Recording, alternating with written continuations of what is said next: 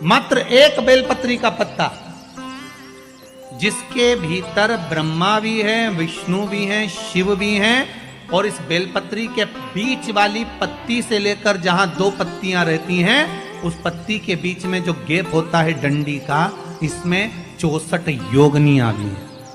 64 योगनियां देवियां भी इसके अंतर्गत विराजमान है। और उस डंडी के नीचे जहां दो पत्ती है, इस दो पत्ती के नीचे की जो लंबी डंडी रह जाती है, इसमें 33 कोटि देवताओं का भाग है।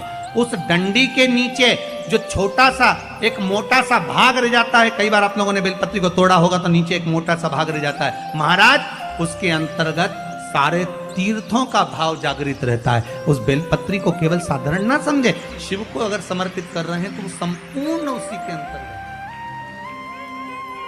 संपूर्ण।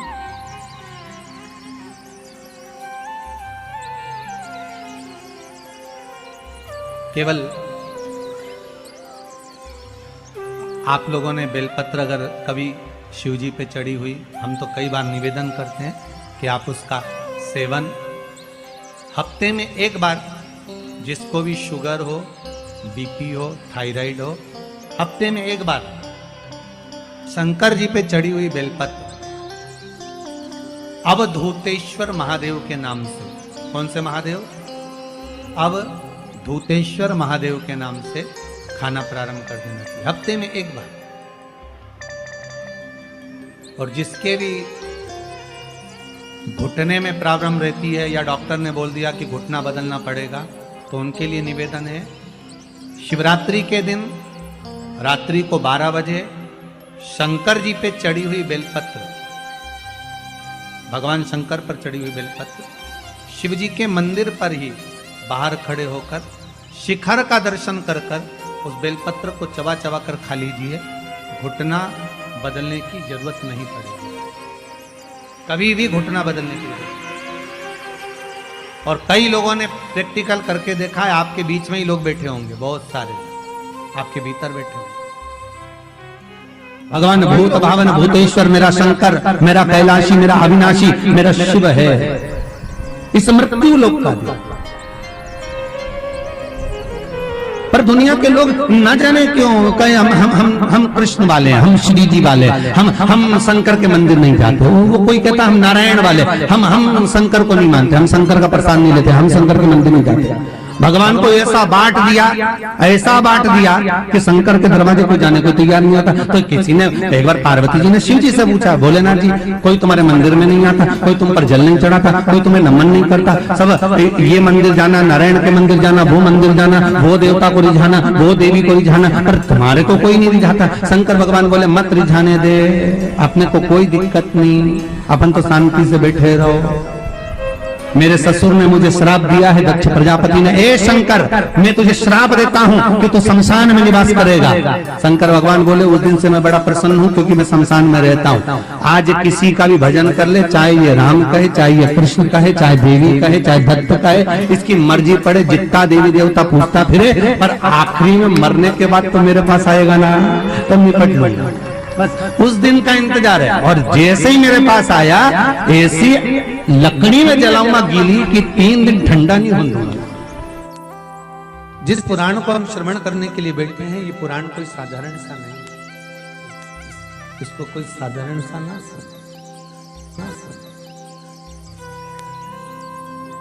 भगवान शिव की जब कृपा होती है, करुणा होती है, दया होती है, तब जाकर कहीं आप भगवान शंकर की अविरल भक्ति और मुक्ति की पथ को निश्चित करने वाली शिव महापुराण की कथा श्रवण कर पाते।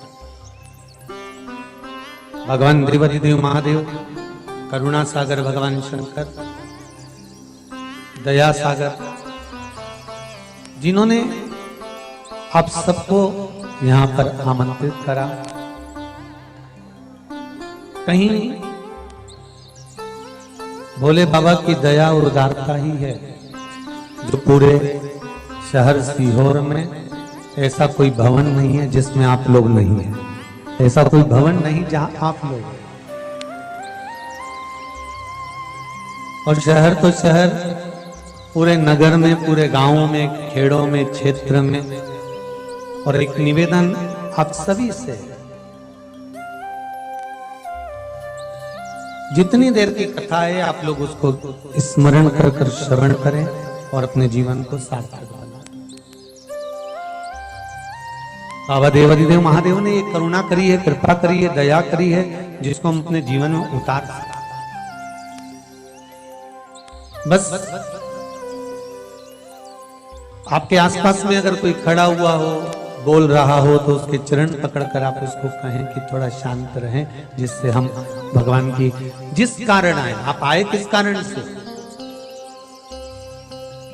आप किस लिए यहां पहुंचे हो, केवल उसके दो कारण हैं। एक बाबा देवाधिदेव महादेव का प्रसाद स्वरूप रुद्राक्ष चाहिए और दूसरी शिव महापुराण की कथा चाहिए। केवल दो कारण हैं और इसके सिवाय कोई कारण आपके पास में है नहीं। कौन किसके यहाँ आता है जी, किसके बस का है? जो कोई आए जाए, किसके बस का? ये तो देव आदिदेव महादेव की करुणा, कृपा, दया, उदारता है, जिसके बल पर हम भगवान की अविरल भक्ति और मुक्ति का साधन शिव महापुराण कथा का रस स्वादन करते। शंभो शरणे मांगू घड़ी रे घड़ी, दुख काटो दया करी न दर्शन आपो। शंभो शरणे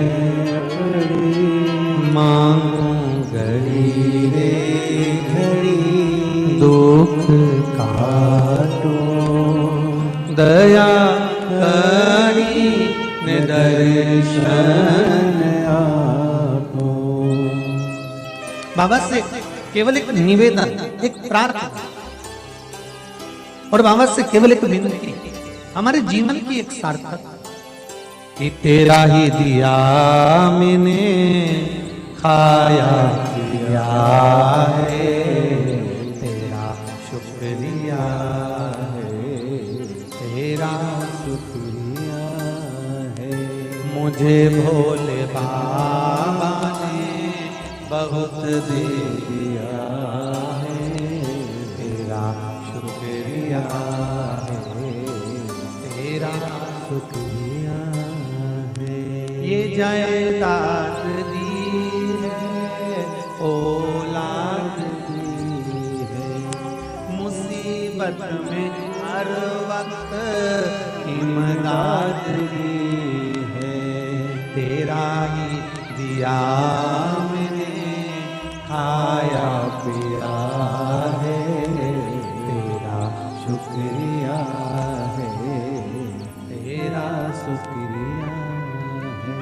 उसकी कृपा ना हो तब तक कोई कार्य हो ही नहीं सकता।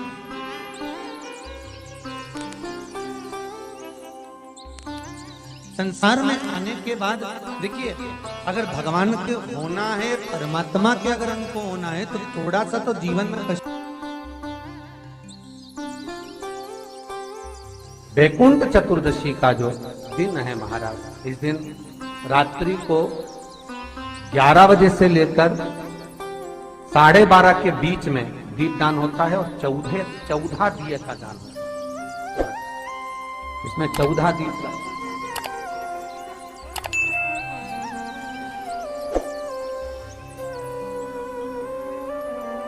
14 निवेदन है आप सबसे कि प्रयास करना कि घर के बाहर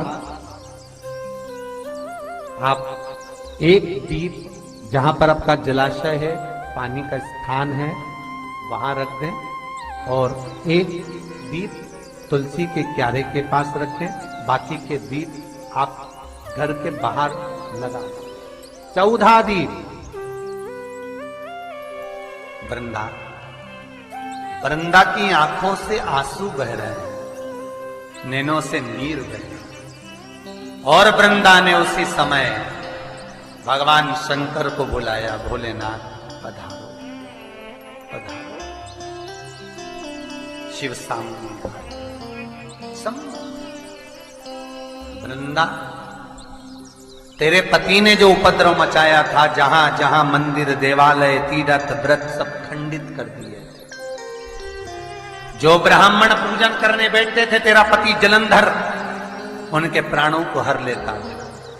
वृंदा, कहीं किसी गांव में अगर भोजन और भंडारा होता था तो तेरा पति उसमें कुछ गलत पदार्थ मिला देता था। वृंदा, तेरे पति को मारना जरूरी था। वृंदा की आंख में आंसू भरे थे और वृंदा आंसू भरती भरती कहती है, भोलेनाथ, मैं ये भगवान विष्णु को श्राप देती हूं कि ये पत्थर के हो जाए, ये पत्थर के हो जाए। और मैं वृंदा हाथ में जल लेकर अपने शरीर पर डालती हूं और मैं तुलसी का पौधा बनूंगी।